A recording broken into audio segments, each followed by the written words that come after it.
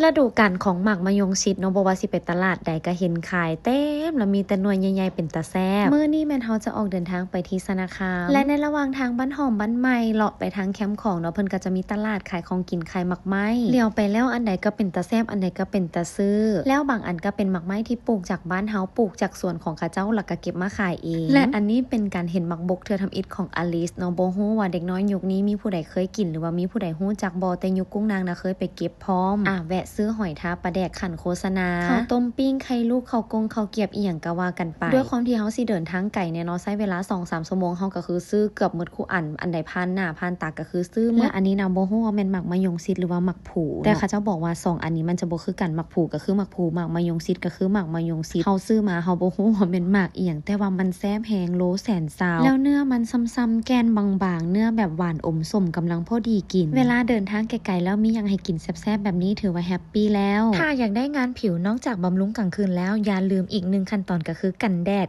SPF 50 PA บวกจากฟอเรสของเฮาจะช่วยเป็นเกราะป้องกันผิวหน้าของสาวๆบ่ให้เกิดฝ้ากระจุดด่างดำ